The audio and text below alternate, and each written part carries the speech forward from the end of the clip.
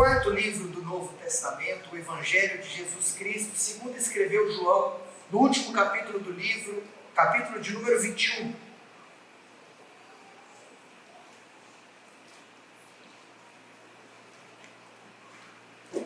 Nosso versário está disponível para os irmãos que talvez estão com bebês de 0 e 1 ano, caso ele chore, caso ele fique inquieto, você pode ir lá para o berçário.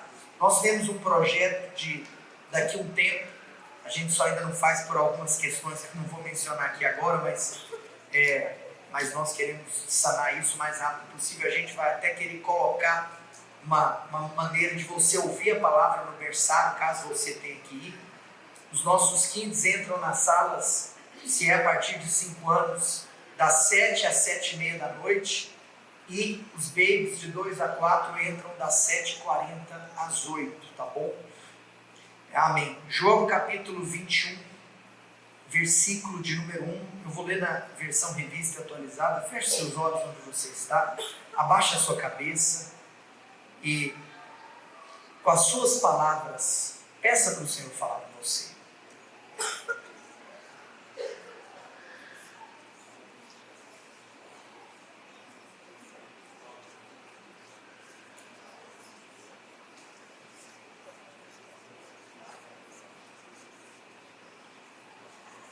Fala conosco, Espírito Santo. Traga luz, revelação, entendimento, vida, paixão, disposição. Muda a nossa vida. Em nome de Jesus. Aleluia. A Escritura diz, João 21, verso 1. Depois disso, tornou Jesus a manifestar-se aos discípulos junto ao mar de Tiberíades, e foi assim que ele se manifestou. Referência que depois disso, obviamente, ao conteúdo que está descrito no capítulo anterior, capítulo 20. No capítulo 20 do Evangelho de João, nós temos a ressurreição de Cristo. Diga comigo, ressurreição. Ou seja, nós estamos no contexto do Cristo ressurreto, conversando com seus discípulos. Na realidade, não apenas conversando, mas aparecendo para seus discípulos. Nós sabemos que Jesus, ele apareceu primeiro a Maria Madalena, depois ele apareceu a Pedro, depois ele entrou ali em uma casa onde os discípulos estavam reunidos, e os discípulos viram a Jesus, como Tomé, naquela fatídica cena da conversa entre Jesus e Tomé.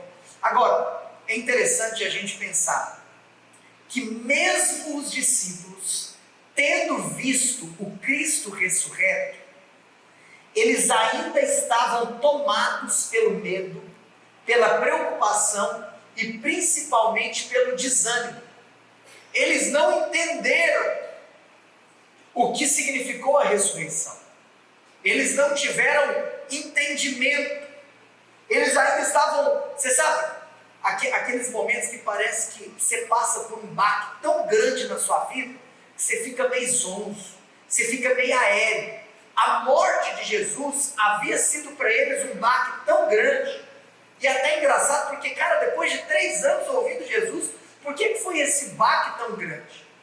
E então os discípulos estão nesse momento assim de entender o que está acontecendo, porque a ressurreição é a boa notícia.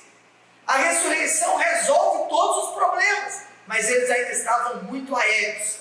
E essa aparição de Jesus, no capítulo 21, ela restaura, ela traz de volta os discípulos para um lugar que eles não deveriam ter saído. Por isso que eu acredito que nessa noite talvez, e você sabe que a nossa expectativa, amados, ao nos reunirmos, ela sempre deve ser de fato termos uma experiência real com Deus. Por isso que nós não somos intitulados de religiosos. Nós não estamos aqui por uma religião. Nós não estamos aqui para cumprir uma agenda. Nós estamos aqui por uma obediência, por uma submissão e por uma fome. E por um desejo. Então quero te falar uma coisa. Tenha um desejo no seu coração, que essa palavra hoje possa ser instrumento para que algo aconteça na sua vida. Então, Depois dessas coisas, Jesus apareceu, tornou a se manifestar. Verso 2: estavam juntos. Quem que estava nessa manifestação de Jesus? Simão Pedro, Tomé, chamado Dídimo, Natanael, que era de Caná da Galileia, os filhos de Zebedeu e mais 2 dos seus discípulos. Todo mundo sabe, os filhos de Zebedeu são João e seu irmão. João, o próprio autor aqui da epístola, do evangelho que nós estamos lendo. 2 discípulos que não têm aqui os seus nomes mencionados. Aqui nós então estamos percebendo que existiam 7 pessoas que estavam presentes. Só abrindo um parênteses, porque Natanael não é um discípulo de Jesus, no sentido de, se formos declarar o nome Natanael. Existem teólogos que acreditam de que Natanael fosse Bartolomeu. Agora, não vou dizer aqui que não é, porque eu não sei, tá bom? Mas o fato é que, se for, ele então é um dos discípulos, e aqui então tinham 7 discípulos reunidos. Se for outra pessoa, tinham então 6 discípulos mais Natanael. Verso 3: disse-lhes Simão Pedro. Então Pedro virou para esse grupo de 7 pessoas, 7 pessoas que eram discípulos e conviviam com Jesus. O que Pedro falou para eles? Vou pescar. E é interessante que quando eles ouviram Pedro falando vou pescar, o que eles responderam? Verso 3: disseram-lhe os outros, também nós vamos contigo. E saíram e entraram no barco, e naquela noite nada apanharam. Parênteses, é engraçado porque a gente pensar no fato de que Pedro falou vou pescar para eles. O que significa isso? Significa que Pedro estava anunciando que ele iria voltar a fazer aquilo que ele fazia antes de conhecer Jesus. Significa que Pedro ia voltar a fazer aquilo que Jesus tinha tirado ele. Ele ia voltar para a vida que Jesus tinha tirado ele de lá. Deixa eu te falar uma coisa. Eu vou ler, depois eu falo. Porque senão eu vou começar a pregar. Eu quero ler aqui primeiro. Quero trazer esse contexto para você. Pedro voltou a pescar e mais, levou gente com ele. Pescaram a noite inteira e nada apanharam. Verso 4. Mas, ao clarear da madrugada, estava Jesus na praia. Todavia, os discípulos não reconheceram que era ele. Perguntou-lhe Jesus: filhos, tendes aí alguma coisa de comer? Responderam-lhe: não. Verso 6: então lhes disse: lançai a rede à direita, diga comigo, à direita do barco, e achareis. E assim fizeram, e já não podia puxar a rede de tão grande que era a quantidade de peixes. Verso 7: aquele discípulo a quem Jesus amava, João, disse a Pedro: é o Senhor. É o Senhor. Simão Pedro, ouvindo que era o Senhor, cingiu-se, vestiu com sua veste, porque se havia despido, e lançou-se ao mar. Mas os outros discípulos vieram no barquinho puxando a rede com os peixes, porque não estavam distantes da terra, senão quase 200 côvados. Ou seja, muito perto. Daqui a pouco eu te falo essa medida. E ao saltarem em terra, viram ali umas brasas e em cima peixes, e também havia pão. E disse-lhe Jesus: trazei alguns dos peixes que acabastes de apanhar. E Simão Pedro entrou no barco e arrastou a rede para a terra, e que estava cheia de 153 grandes peixes, e não obstante serem tantos, a rede não se rompeu. É interessante a referência de que a rede não se rompeu, tendo em vista o paralelo que foi a segunda vez que houve uma pesca maravilhosa, né? Mas daqui a pouco eu vou fazer um paralelo. E depois disse-lhe Jesus: vinde, comei. E nenhum dos discípulos ousava perguntar-lhe: quem és tu? Porque sabiam que era Jesus. Veio Jesus, tomou o pão e lhes deu, e de igual modo o peixe. E já era a terceira vez que Jesus se manifestava aos discípulos depois de ressuscitado dentre os mortos. Aleluia. Gente, vamos para algumas considerações. A primeira consideração que eu quero fazer, tendo em vista o fato de eu ter mencionado que as redes não se romperam, é que esse milagre, isso aqui foi um milagre, porque eles haviam pescado a noite inteira e não tinham pegado nada. É o segundo milagre relacionado à pesca. O primeiro milagre relacionado à pesca foi retratado pelo Evangelho de Lucas. Agora, esse último milagre, segundo e último, foi relatado pelo Evangelho de João. É engraçado porque no primeiro milagre é o momento da história onde Jesus está chamando Pedro para andar com ele. É o momento da história que Jesus está salvando Pedro. É o momento da história que Jesus está, de fato, convocando Pedro para ser um discípulo. Agora nós temos, mais uma vez, em uma praia, Jesus chamando novamente Pedro para voltar para o lugar que Jesus já o tinha tirado. E alguns teólogos, eles dividem então esses dois milagres, chamando o primeiro milagre de pesca maravilhosa e o segundo milagre de pesca milagrosa. Então alguns dizem que o milagre de Lucas é o milagre da pesca maravilhosa, e o milagre de João é o milagre da pesca milagrosa. Quantos estão comigo aqui? Existem duas diferenças muito notórias entre os milagres da pesca maravilhosa de Lucas e milagrosa de João, que é, em primeiro lugar, o fato de que na pesca maravilhosa Jesus estava dentro do barco, e na pesca milagrosa, que foi essa cena de João 21, Jesus estava fora do barco.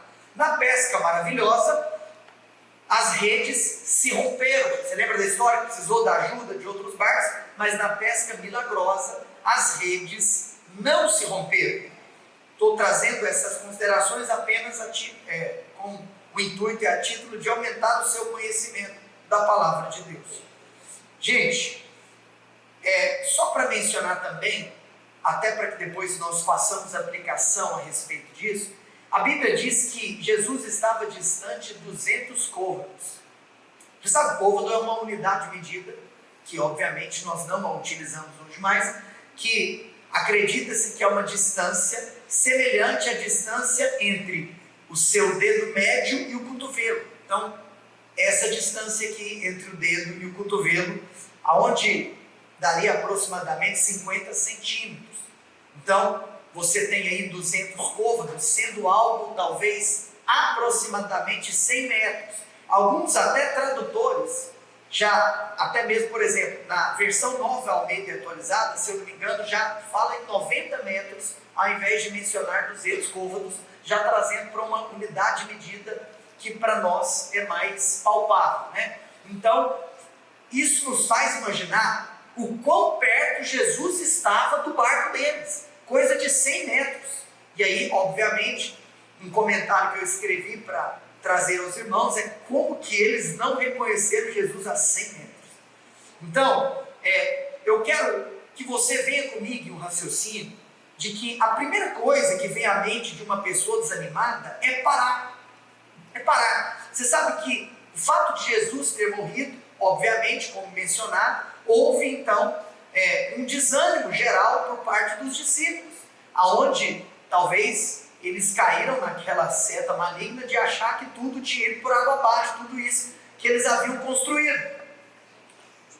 E se a primeira coisa que vem à mente de uma pessoa desanimada é parar, a segunda coisa que vem à mente de uma pessoa desanimada é voltar a fazer o que fazia antes.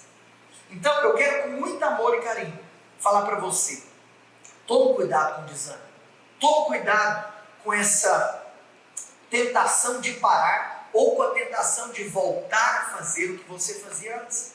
Certa vez eu disse aqui num culto, há muito tempo atrás, lá no JL, que a vida cristã, ela se assemelha a vida cristã se assemelha a andar de bicicleta. E a gente pode parar para pensar aquela cena de um pai ensinando o filho a andar de bicicleta. Quando alguém aprende a andar de bicicleta, uma criança aprende, a frase que a criança mais ouve do seu pai é: menino, não para. Não para. Porque você sabe que naquele momento ali que as rodinhas foram tiradas, o segredo para que o equilíbrio seja alcançado é a constância.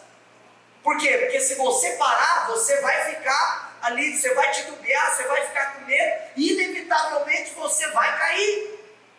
Nós precisamos de entender e aprender que a vida cristã é isso. O segredo da vida cristã, olha aqui para mim, eu quero falar para você com muito amor e carinho. O segredo da vida cristã é a constância.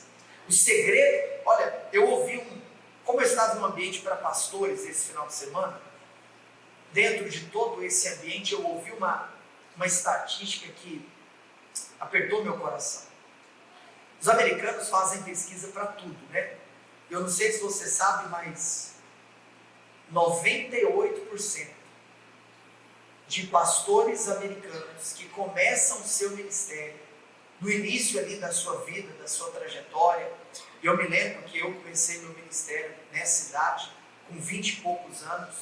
Eu comecei o meu ministério com 20 e fui ordenado com 23. Na realidade eu tinha 23 anos e um mês quando eu fui ordenado. Ano que vem eu vou fazer 10 anos de ordenação. 98% dos pastores americanos que começam os seus ministérios aos 20 e poucos anos, aos 50 anos de idade, não estão mais exercendo o ministério pastoral. Apenas 2% dos pastores que começam a pastorear no início da vida aos 50, não está falando aos 60, aos 50, já por algum motivo que seja, não estão mais pastoreando. Então, eu quero falar para você com muito amor e carinho. Nós precisamos de entender que não é sobre, em primeiro lugar, a velocidade do que nós estamos fazendo. É sobre o fato de nós perseverarmos em fazer aquilo que Deus nos chama. Deixa eu te falar uma coisa, se você caiu em pecado, arrepende, muda de vida, mas continue a caminhada. Você sabe o que o diabo mais vai tentar falar na mente de alguém que acaba caindo, que acaba cometendo erros? Porque é normal que na sua trajetória você cometa erros. O que não é normal é que esse erro seja uma constância na sua vida. Porque eu sempre falo que o pecado na vida de crente é acidente. Crente não planeja pecar. Infelizmente, acidentalmente, crente peca. Mas qual é o ponto? O ponto é que, se em algum dia, por alguma circunstância, você cometeu um deslize, não caia na mentira do diabo de você parar. Porque é isso que o diabo quer que você faça, o diabo quer que você pare. Então, caiu no chão, lembra do pai ensinando o menino a andar de bicicleta. Caiu, volta para a bicicleta, pedala de novo e continue a caminhada. A primeira coisa que o diabo vai querer fazer com alguém desanimado é que ele pare a caminhada. A segunda coisa é que ele volte a fazer aquilo que ele fazia antes. Nesse momento de desânimo, Pedro então parou. E uma coisa muito louca, gente, olha aqui para mim, nós precisamos de ter percepção disso. O desânimo contamina. Diga assim comigo, o desânimo contamina. Ei, a metade ou mais da metade do discipulado de Jesus foi contaminado pelo desânimo. É interessante perceber a referência que você tinha 6 mais Natanael, 7 pessoas. Você sabe, o discipulado de Jesus tinha 12. Eles todos voltaram a pescar com Pedro. Porque o desânimo, ele se alastra. Sabe o que é interessante? Uma pessoa desanimada, ela acaba sempre contagiando outros ao seu redor. Normalmente, uma pessoa desanimada sempre procura outro desanimado, ao invés de procurar uma pessoa motivada. A pessoa que falta culto sempre procura a outra que também falta. A pessoa que não está envolvida com nada sempre quer ficar conversando com aquelas que também não estão envolvidas com nada. E tudo isso faz com que algo parece que vai tomando o coração. E aí você começa a duvidar do chamado, a duvidar do que Deus tem. É ir ao mundo de incertezas, de dúvidas, de questionamentos, de falta de confiança. E você deixa de crer. E aí você vai se desalinhando com o propósito que Deus tem para a sua vida. E eu fico pensando nesses caras, olha aqui para mim. Os caras ficaram a noite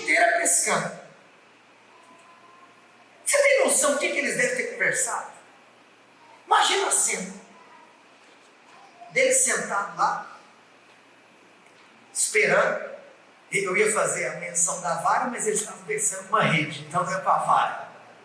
Mas imagina eles lá sentados no barco, a noite inteira. Olha aqui para mim, tinha muita coisa para conversar.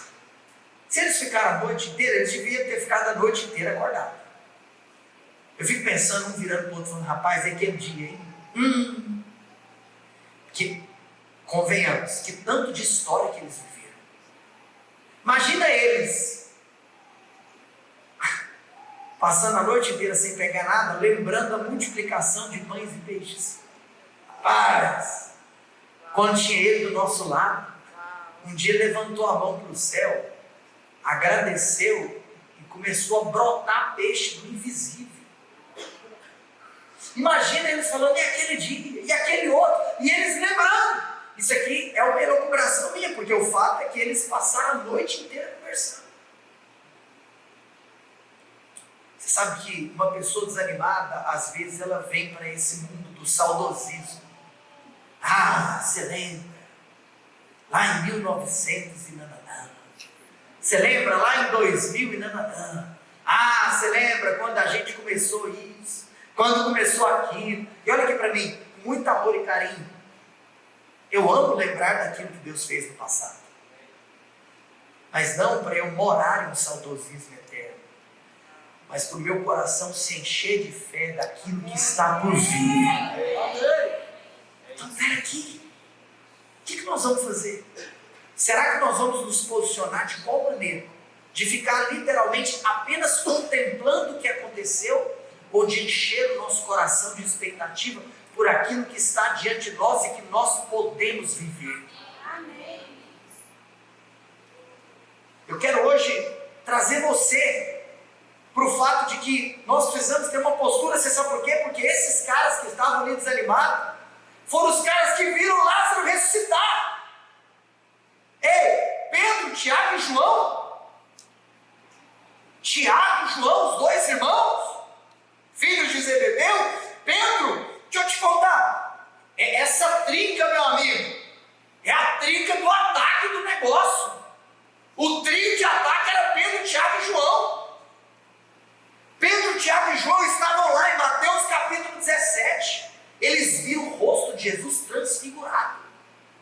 Ei, se o cara que viu o rosto de Jesus transfigurado desanimou, eu preciso de colocar minha barba de molho. Passar a noite inteira.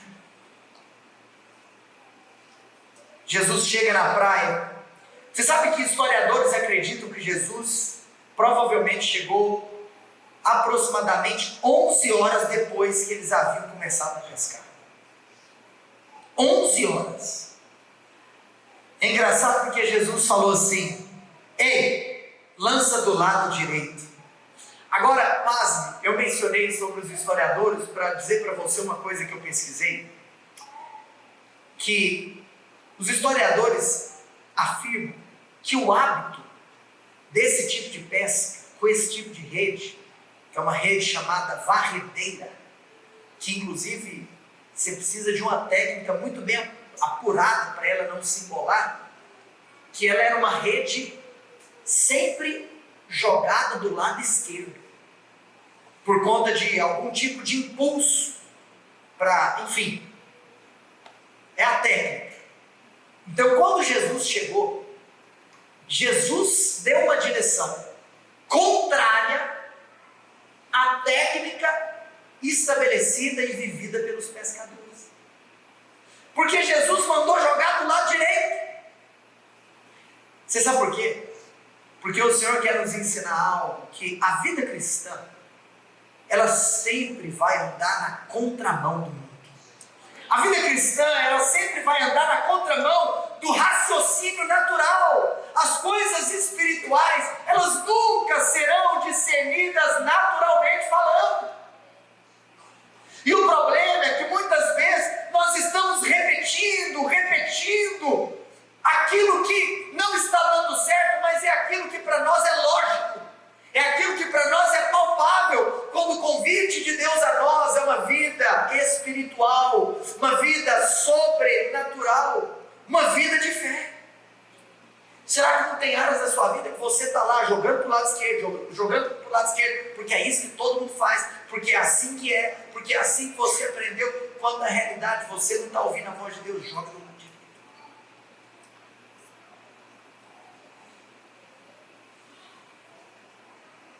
E ainda mencionando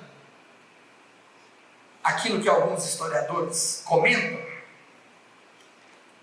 isso não interfere, mas alguns acreditam que talvez foi nesse momento da direção de jogar do lado direito que pode ser que Pedro se despiu, tendo em vista que, se você para meditar, se você para perceber que eles estavam pescando durante a madrugada, que eles estavam pescando à noite, naquela região, muito frio. Então é muito provável que Pedro, obviamente, não estivesse pescando sem roupa. Então, em algum momento da noite, em algum momento da pescaria, Pedro então tirou algumas partes das roupas, que depois a Bíblia diz que ele colocou. Alguns acham que pode ter sido nesse momento que Jesus direcionou para jogar do lado direito, que era aquele negócio. Talvez é aquele negócio de você falar assim, cara, eu estou aqui exausto, eu já tentei de tudo, agora está falando de fazer outra coisa, então, quer saber de uma coisa? Eu vou tirar tudo, vamos embora para esse negócio. Alguns acham que pode ter sido nesse momento, no momento da direção de Jesus ter falado para que eles jogassem a rede do lado direito. E quantas vezes eles já não tinham jogado a rede durante aquela noite, mas quando eles jogaram, debaixo daquela palavra que Jesus lhes havia dito, eles foram surpreendidos. Assim como em Lucas, na pesca maravilhosa, mais uma vez, em João, na pesca milagrosa, rapidamente, eles foram surpreendidos. E 153 grandes peixes foram fisgados por aquela rede varredeira. Pedro rapidamente se veste em qual momento? No momento que João gritou dizendo, é Jesus, é Jesus. Interessante, porque sempre é a bondade de Deus, como Paulo menciona aos Romanos, que nos conduz ao arrependimento. Eles viram que era Jesus depois do milagre. Eles viram que era Jesus depois de receberem a provisão, depois de verem a manifestação do cuidado. Aí você identifica que é Jesus. João falou é Jesus, mas interessante que mesmo tendo João dito que era Jesus, foi Pedro que rapidamente se vestiu e foi ao encontro de Jesus. João falou é Jesus, mas Pedro pulou na água e saiu correndo ao encontro de Jesus. E Pedro chega mais rápido do que o barco, sendo ali remado por 6 pessoas. E eu quero vir para a conclusão da mensagem, não que eu acabarei nos próximos 5 minutos, mas na conclusão do raciocínio, de que nós temos uma cena muito impactante, quando eles então chegam à praia, e quando eles chegam ao encontro de Jesus. Porque, de acordo com a nossa leitura, está descrito então, que 3 elementos se faziam presentes ao lado de Jesus: o peixe, o pão e a brasa. Quando eles chegam na praia, Jesus estava esperando por eles, com pão, peixe e com uma brasa. É interessante porque eu me lembro que uma vez eu ensinei para vocês. Coloca aquela imagem para mim, por gentileza. Você sabe que o peixe é um símbolo do cristianismo. Por que peixe é um símbolo do cristianismo? Porque a palavra peixe em grego, chamada iktis, é um acróstico. Está aqui, projetado atrás de mim.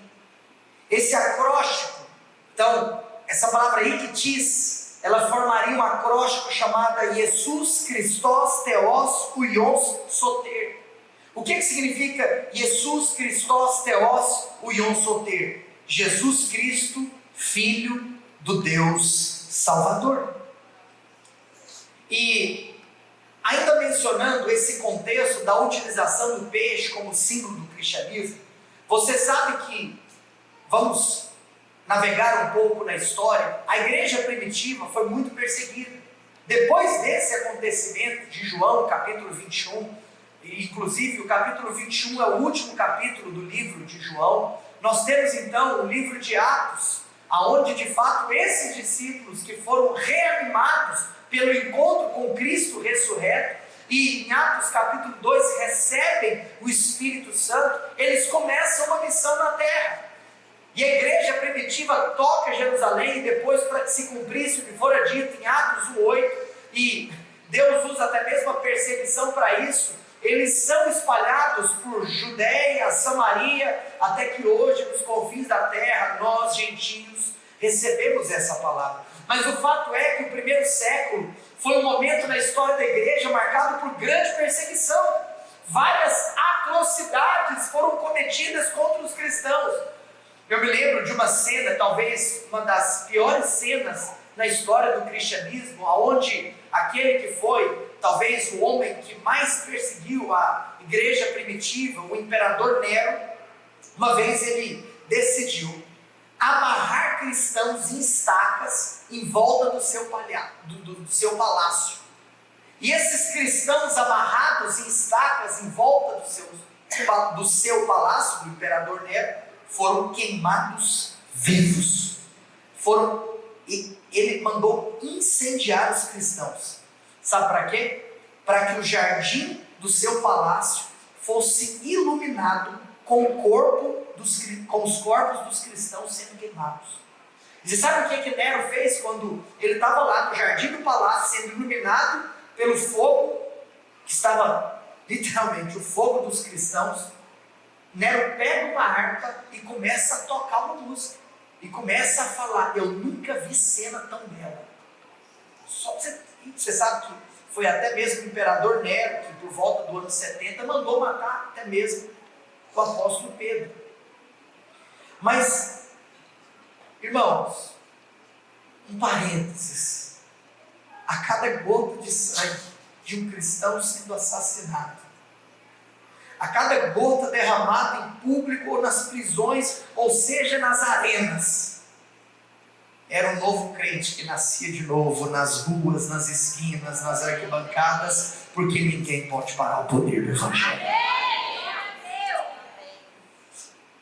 O primeiro século foi um tempo de muita perseguição. Eu tive a oportunidade de visitar Roma, e eu tive a oportunidade de visitar as catacumbas. Você sabe que nesse contexto de perseguição, muitos cristãos, eles, vivendo em comunidades, se esconderam e moraram nas catacumbas. E essas catacumbas, assim como eu visitei, você pode visitar, são abertas à visitação. Pra você ter uma noção, irmãos, elas chegam a ter até 15 metros de profundidade. E algumas catacumbas, que são literalmente túneis subterrâneos, chegam a ter até 25 quilômetros de extensão. Um verdadeiro labirinto lá dentro. Imagina, 15 metros de profundidade, com 25 quilômetros de extensão. A história conta que alguns cristãos, depois de terem entrado nas catacumbas, se escondendo da perseguição, que até mesmo morreram sem nunca mais sair de lá.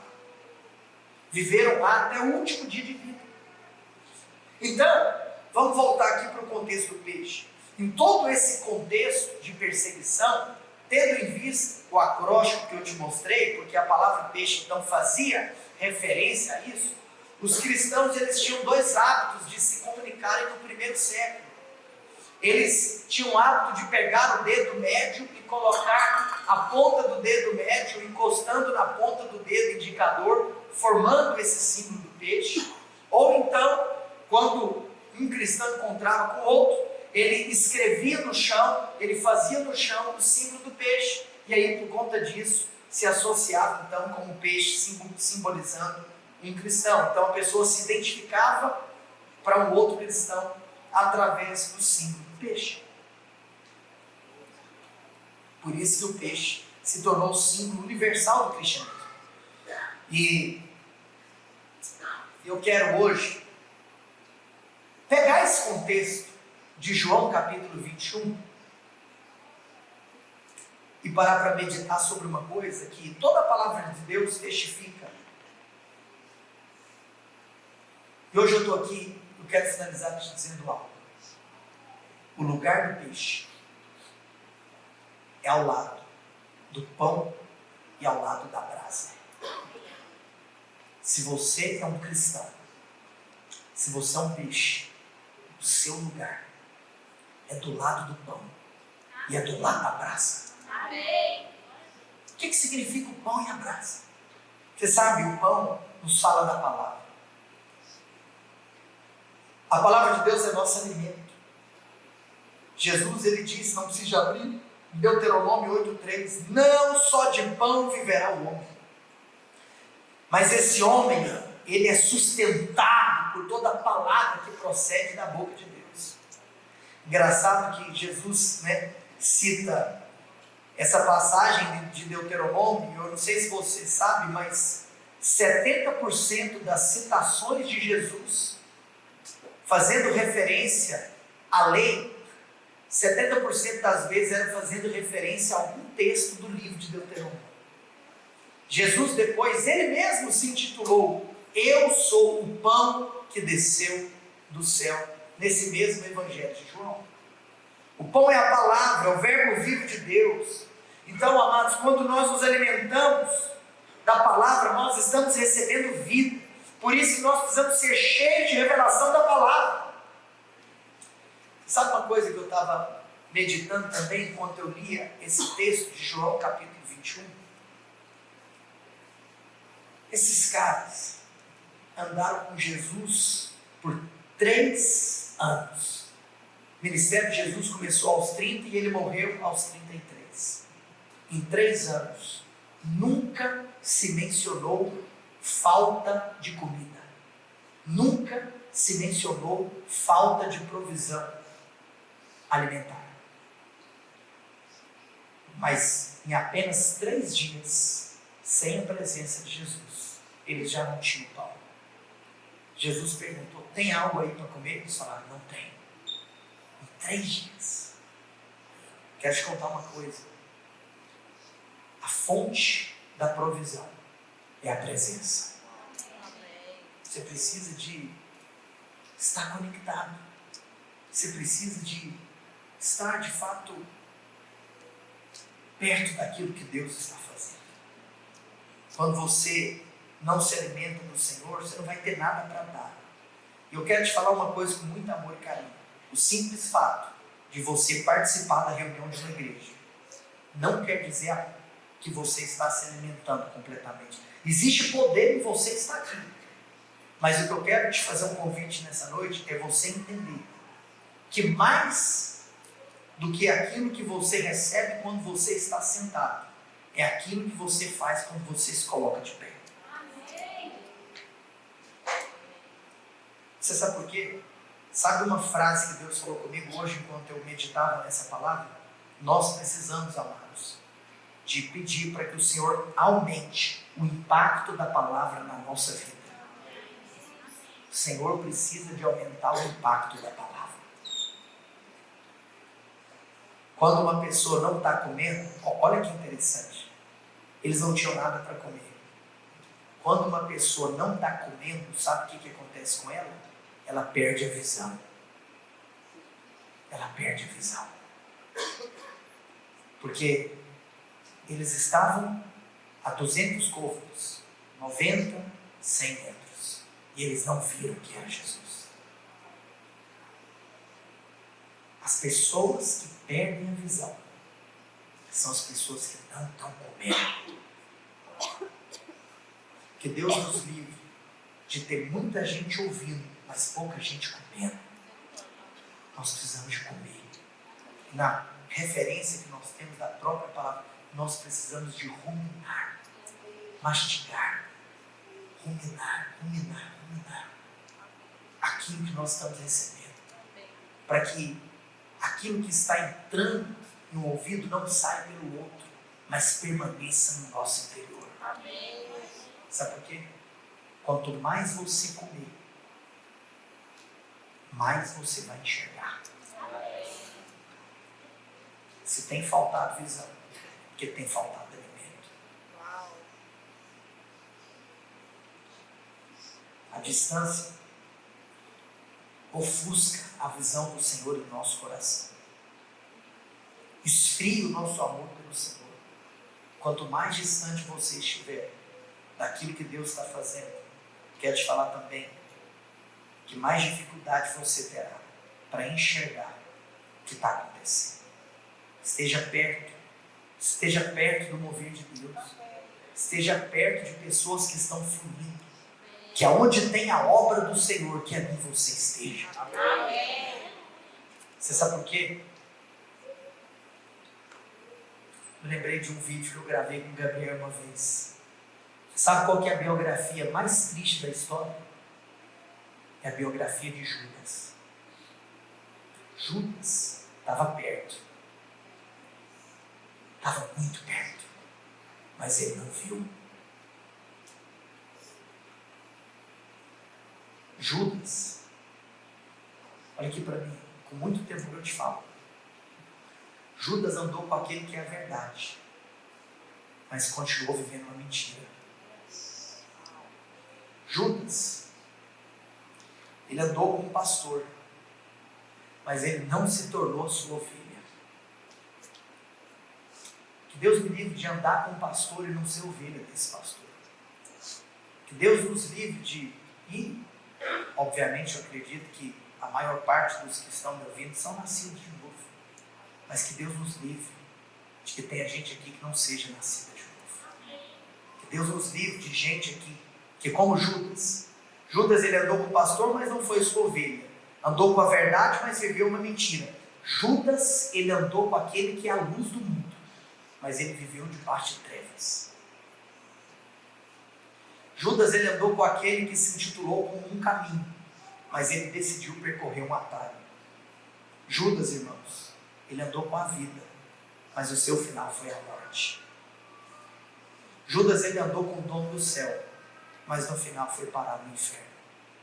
Sabe por quê? Porque Judas conviveu, mas não se converteu. Quero te falar uma coisa. Ficar parado numa garagem não faz de você um carro. Ficar parado no McDonald's não te faz um sanduíche. E apenas frequentar o prédio de uma igreja não te faz um cristão. A vida com Deus, ela precisa ser vivida de maneira intensa. Quero chamar o time de adoração para subir.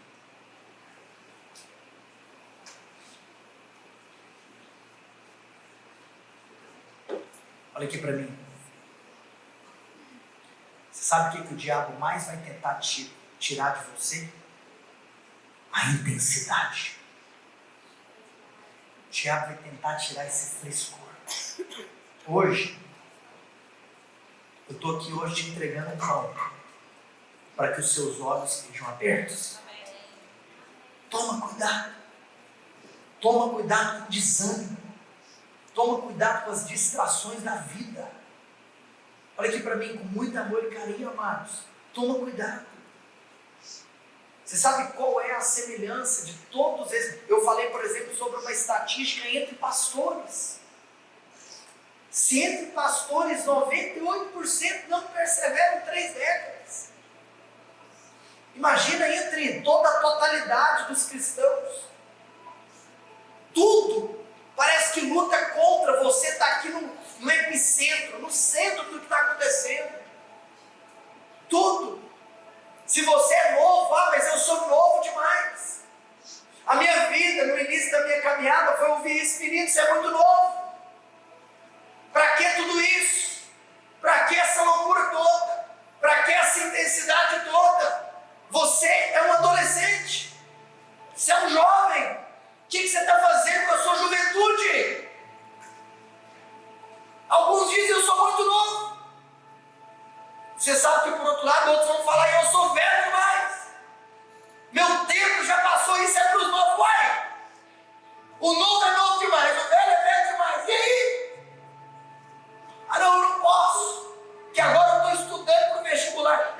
que uma das... Agora nem existe mais o vestibular, é o Enem. Eu me lembro, irmãos, eu liderava um pequeno grupo, e quando chegou o tempo de fato ser ali vestibulando na época, alguém que tinha o desejo de ingressar em uma universidade, eu vi do meu lado muita gente parando de liderar. E aí, naquele momento, foi um teste. E aí, o que eu vou fazer? O que eu vou fazer? Aí um dia Deus falou uma coisa comigo e falou: olha, filho, eu quero te contar uma coisa. Você tem que estudar muito. Deus falou comigo. Eu sabia que eu tinha que estudar muito. Ele falou assim: mas eu vou te contar uma coisa. As pessoas que estão lá estudando, dando a vida pelo estudo, elas não ficam 24 horas estudando. Em algum momento elas param. Em algum momento dá uma relaxada. Em algum momento dá uma esfriada. Aí qual que é a diferença? É que a primeira coisa que o povo quer deixar são as coisas de Deus. E eu pensei, cara, então vai ser isso então. As coisas de Deus vão ser a minha relaxada. Vai ser o meu pause. Talvez então eu vou ter que dar pause em outras coisas. Eu vou ter que dar pause em outros rolês. De fato, quando eu estava no terceiro ano, eu dei pause em outros rolês. Mas eu falei, mas na obra de Deus eu não vou dar pause. Eu vi pessoas do meu lado que deram pause e pessoas que não deram pause. Eu vi gente do meu lado que passou para medicina liderando célula. E aí, aonde você coloca essa história? Você sabe por quê? Porque quando não dá certo, o primeiro culpado é Deus, a igreja, a obra. Amém? Olha o tempo que gasta na igreja. Legal. Mas se for para maratonar uma série do Netflix para esfriar a cabeça, não tem problema, mas ir para a vigília tem. Ah não, agora eu estou grávida. Como que eu vou servir a Deus? Eu estou grávida. Pois é. Existem grávidas que não servem a Deus, existem grávidas que servem a Deus. Ah, mas agora o menino nasceu. Menino pequeno. Como que uma mãe de recém-nascido serve a Deus? Domingo passado nós fomos aqui ministrados no louvor por uma mãe de uma neném de 2, 3, 4 meses, não sei ao certo. Como? Quero te contar uma coisa.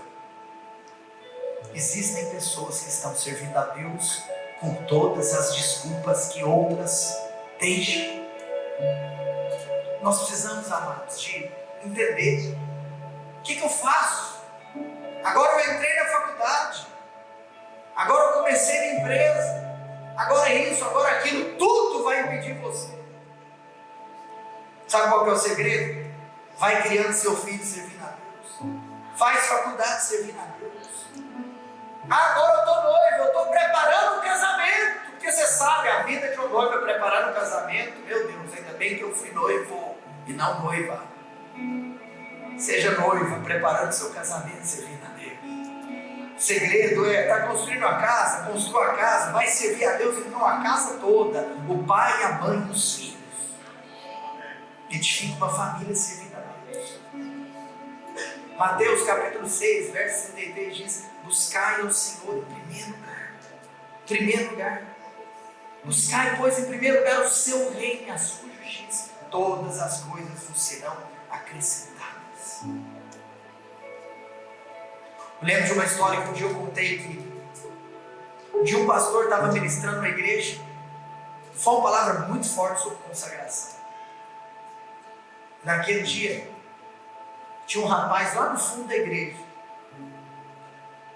e ele tinha uma característica física muito marcante, porque as suas pernas haviam sido amputadas.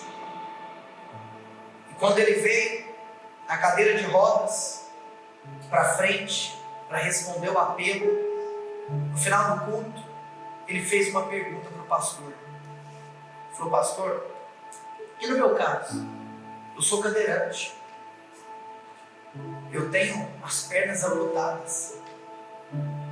Ele perguntou: será que Deus aceita um homem pela metade? Aquele pastor virou para ele e falou assim: filho, Deus sempre aceita um homem pela metade que se entrega por inteiro. Mas Deus nunca aceita um homem inteiro que se entrega pela metade. Amados, eu acredito que essa é uma noite onde nós precisamos ver o Senhor para que algo aconteça em nós. Todos os dias você deve se alimentar do pão da vida. Mas a última coisa que eu quero te lembrar é que esse pão está do lado da brasa. O peixe está do lado do pão, mas também está do lado da brasa. A brasa aponta para o fogo. O peixe cristão tem que estar cheio da palavra, mas tem que estar cheio do fogo do Espírito Santo. Você sabe? Se você tira um peixe da água e deixa ele em qualquer canto, ao passar do tempo ele vai se apodrecer. Mas se você coloca esse peixe na brasa, muda tudo. Porque a brasa tem o poder de mudar tudo. Muitas pessoas estão se desanimando porque não estão na brasa. Algo que é interessante que o texto nos mostra é que João até viu, mas não foi ele que correu, foi Pedro que correu. Você sabe que tem gente que se contenta com o pão, mas ignora a brasa. Em outras palavras, tem gente que come o pão, que vê Jesus, mas que depois não se lança. Muitos irmãos ouvem uma palavra poderosa, vem o Senhor, mas eles não se deixam ser consumidos pelo fogo da consagração e continuam levando a sua vida da mesma maneira. Tem gente falando, é o Senhor, mas você continua no barco. Hoje Deus está aqui para te falar, pula do barco. Tem gente que a gente pensa, cara, não, depois dessa palavra agora vai, mas nunca vai. Sai do barco. Se você viu que é Ele, pula do barco. Sai da sua zona de conforto. Sai. A maior característica da frieza é que ele até fala, é o Senhor, mas ele não pula. O Senhor quer te encher do fogo dele nessa noite. Meu peixe, eu quero você do lado do pão, do lado da brasa. Sabe que o maior problema do cristianismo é que muitas vezes o cristianismo é dividido pelo time do pão e pelo time da brasa. Você tem a galera do pão e só quer saber do pão. Você tem a galera da brasa e só quer saber da brasa. Mas Jesus diz em Mateus capítulo 22, versículo 29. Sabe o que ele falou? Respondeu Jesus: errais, não conhecendo as Escrituras, o pão e nem o poder de Deus, a brasa. Nós não somos o povo da palavra apenas. Nós não somos o povo do Espírito apenas. Nós somos o povo da Escritura e do poder de Deus. Você sabe que eu quero te contar uma coisa? Existem algumas maneiras de nós vencermos o inimigo. Eu estava me lembrando, quero finalizar contando isso para ler um versículo que Paulo fala a Timóteo. Eu estava me lembrando de uma história de Sansão, quando ele estava muito bravo com os filisteus, e ele pensou, cara, eu quero acabar com os filisteus. E aí Sansão, então irado, ele queria meter a foice e destruir toda a plantação. Só que Sansão parou para pensar, rapaz, se eu pegar a foice aqui e destruir essa plantação, vai demorar pra caramba. E aí eu não sei se você se lembra, mas Sansão teve uma ideia. Qual foi a ideia de Sansão? Sansão pegou raposas e amarrou ali as caudas das raposas. Ele uniu as caudas e ele tacou fogo, atirou fogo na cauda das raposas. Quando essas raposas tiveram as suas caudas pegando fogo, uma amarrada às outras, você tem noção a maneira com a qual as raposas saíram no meio da plantação? E todo o campo foi consumido pelo fogo e a plantação dos filisteus foi completamente destruída. Sabe o que o Espírito Santo falou comigo? O fogo, ele tem o poder de fazer com que a obra aconteça mais rápido. Você sabe, nós não estamos atrás da velocidade, porque o nosso desafio é a constância. Mas eu vou te contar, quando você estuda a história da igreja, eu posso falar como alguém que viveu no lugar onde o Senhor me plantou, uma obra que explodiu. A maior característica em toda a história da igreja, das obras que explodiram, é que foi um povo cheio do fogo de Deus. Porque o fogo faz com que a obra avance mais rápido. O fogo tem o poder de alastrar a obra. Então hoje eu estou aqui para te falar uma coisa. Você comeu do pão, mas o seu coração precisa te queimar. Paulo diz em 2 Timóteo capítulo 1, verso 6: por essa razão, pois, te admoesto que reavives o dom de Deus que há em ti pela imposição das minhas mãos. A palavra reavivar no grego significa literalmente ponha lenha na fogueira. Você sabe? Por isso que nós oramos com imposição de mãos, porque nós queremos ministrar o fogo de Deus. Nós queremos que o dom seja reavivado no seu coração. Timóteo, ponha lenha na fogueira. Timóteo, reavive o dom que há em ti. Então, eu quero te falar uma coisa. Se você tem um pouco de pólvora onde você está, fique em pé, que o fogo de Deus vai se alastrar sobre o seu coração. E aqueles homens que foram encontrados no desânimo, eu quero te contar, aqueles mesmos homens que estavam pescando, desanimados, que nada apanharam, foram os homens que tacaram fogo nos 4 cantos da terra. Aqueles homens se entregaram com ousadia, com compromisso, com constância, com fé, com pureza, com maturidade. Aqueles homens transtornaram o mundo.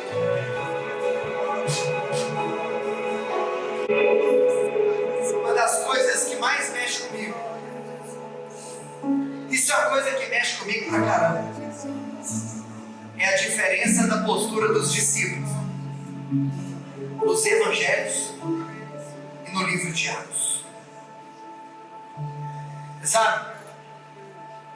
Eles entregaram tudo até o último suspiro de vida. Eles entregaram a própria vida. Sabe o que é engraçado? Muitas vezes você deixa o desânimo tomar conta, você volta a pescar e você volta a correr atrás daquilo que Deus já te tirou. Eu vou te contar uma coisa. Quando Pedro chegou, o peixe que ele estava tanto esperando já estava lá, do lado de Jesus. Engraçado que muitas vezes as pessoas estão procurando por aquilo que já está do lado delas. Meu Deus! Por aquilo que já está do lado de Jesus. Como se Jesus falou: uau, vocês estão pescando. O peixe já estava aqui te esperando. Nossa provisão, mas está lá, está cá. Nossa provisão está nele. Glória a Deus! Vou contar uma coisa. Uma vez eu ouvi uma frase que marcou minha vida. Se você não tem tempo para as coisas de Deus, se você não tem tempo para a sua vida devocional, se você não tem tempo para orar todos os dias, se você não tem tempo para ler a Bíblia todos os dias, eu quero te contar uma coisa. Avalie a sua vida, porque eu acho que você está perdendo muito tempo. Porque ter tempo para Deus é a essência da vida. Nós não somos pessoas que estamos trancadas no nosso quarto, não saímos para trabalhar, nós trabalhamos. Mas nada pode nos roubar daquilo que eu sinto. Deixa eu te contar. O peixe está aqui. O peixe está na presença de Deus. Amém? Feche seus olhos. Erga suas mãos aos céus. Eu quero fazer uma oração por você. Espírito Santo de Deus, que nós possamos, Senhor, ser consumidos. Ser consumidos pela chama de Deus.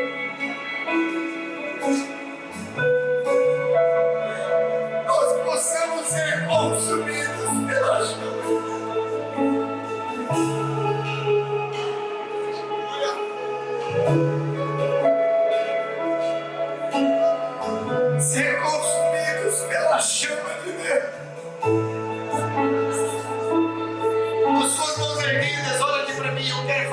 uma coisa para você.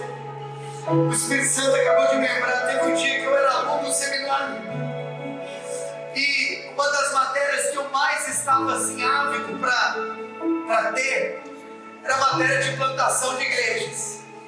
Porque eu falei, cara, se eu estou sendo treinado para ser pastor, se eu estou estudando para ser pastor, eu quero aprender sobre esse negócio de plantar igreja. Mal eu sabia que um dia eu plantaria uma igreja.